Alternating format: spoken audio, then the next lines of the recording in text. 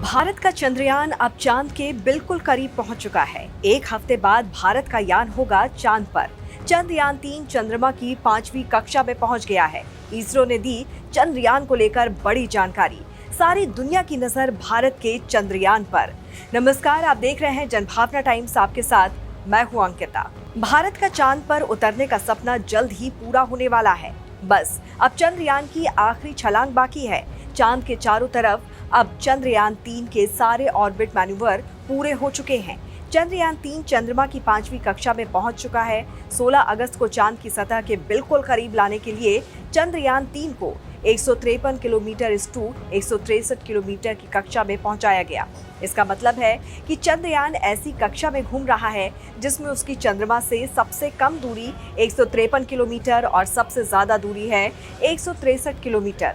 इसरो ने बताया कि चांद की कक्षा में होने वाली सारी प्रक्रियाएं पूरी हो गई हैं और अब अपना यान महत्वपूर्ण मोड़ पर पहुंच चुका है।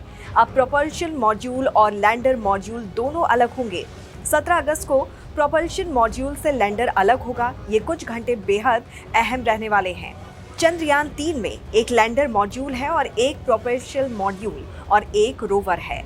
प्रोपल्शन मॉड्यूल और लैंडर मॉड्यूल दोनों के अलग होने को सरल भाषा में समझें तो चंद्रयान के भीतर बैठा हीरो अब आगे का सफर अलग करेगा। यानी कि इस लैंडर का नाम विक्रम है और उसके अंदर प्रज्ञान है। चांद की सतह पर लैंडर के उतरने के बाद प्रज्ञान बाहर निकलेगा। 16 अगस्त की सुबह 8:30 पर बेंगलुरु के इसरो ट्रैकिंग और कमांड नेटवर्क से अंतिम प्रक्रिया पूरी कर ली गई है। अब 17 अगस्त को सबसे महत्वपूर्ण ऑपरेशन को अंजाम दिया जाएगा। चंद्रयान 3 से प्रोपल्शन और लैंडर मॉड्यूल अलग होने के बाद वो आगे की यात्रा अलग अलग करेंगे और इसी दिन दोनों मॉड्यूल चंद्रमा के चारों तरफ 100 किलोमीटर 100 किलोमीटर की गोलाकार ऑर्बिट में होंगे।